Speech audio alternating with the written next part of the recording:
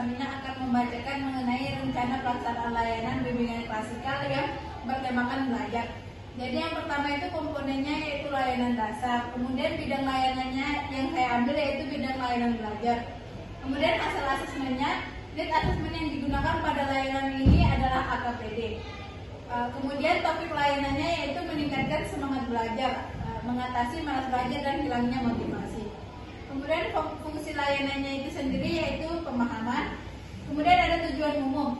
Tujuan umumnya yaitu peserta didik dapat memahami faktor-faktor penyebab menurunnya motivasi belajar serta mampu menemukan strategi untuk membangun kembali semangat dan kedisiplinan belajar. Kemudian ada tujuan khusus, yang dimana tujuan khususnya yaitu peserta didik dapat menganalisis gejala-gejala dan penyebab malas belajar.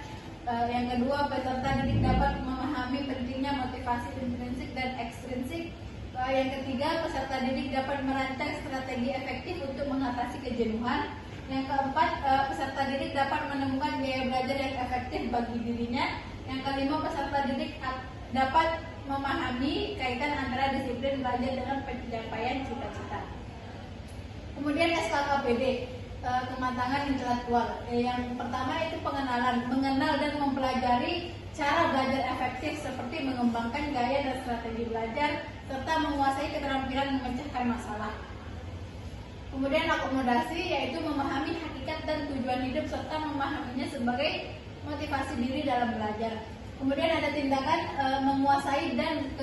menguasai kemampuan dan keterampilan akademik secara efektif. Kemudian sasaran layanannya yaitu peserta didik kelas 11 MAN 1 Lombok Timur. Oke, sebelum kita masuk ke materi kita pilih terlebih dahulu ya. Buka tutup, bertepuk tangan. Buka tutup, tepuk tangan lagi. Digulung-gulung, lalu tersenyum. Hihi, digulung-gulung, lalu tertawa. Haha. Oke.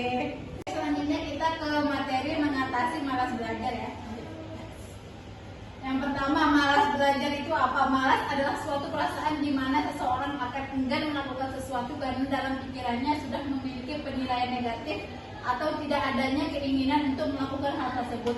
Rasa malas diartikan sebagai keengganan seseorang untuk melakukan sesuatu yang seharusnya atau sebaiknya dilakukan.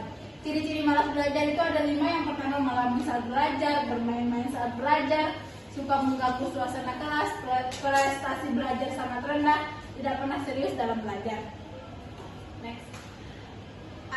Kemudian ada motivasi. Jenis motivasi itu ada 2. Yang pertama intrinsik. Motivasi intrinsik ini adalah motivasi yang aktif atau berfungsinya tidak perlu berasal dari luar. Artinya motivasi intrinsik ini yaitu motivasi yang ada dalam diri seseorang. Kemudian motivasi ekstrinsik. Motivasi ekstrinsik adalah motivasi aktif yang berfungsi karena adanya perangsang dari luar. Artinya motivasi ekstrinsik ini muncul dari luar diri seseorang. Yang ketiga yaitu mengatasi kejenuhan. Untuk mengatasi kejenuhan, teman-teman bisa anak-anak bisa melakukan menayangkan film terkait materi, storytelling, dan mind mapping.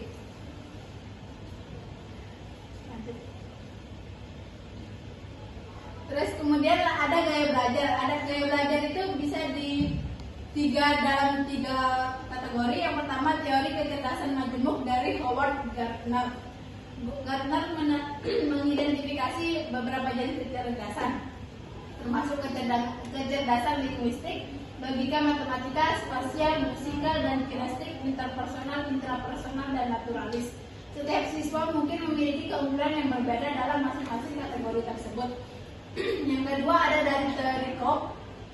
Cobb mengidentifikasi 4 gaya belajar utama. Yang pertama divergen, asimilatif, konvergen, dan akomodasi. Terus yang ketiga ada teori gaya belajar FAK yang paling sering kita dengar yaitu visual, auditory, dan kinestetik. Teori ini membagi gaya belajar menjadi 3 kategori utama. Siswa visual biasanya lebih baik belajar melalui gambar dan grafik. Siswa auditori melalui mendengarkan, dan siswa kinestik melalui gerakan dan manipulasi fisik. Kemudian ada menetapkan menetapkan tujuan, di mana siswa itu penting untuk menetapkan tujuannya.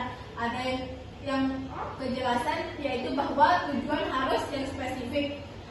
Kemudian ada yang tantangan, bahwa target yang sulit menghadirkan suatu tantangan yang membangkitkan dorongan untuk mencapai tujuan dalam diri siswa.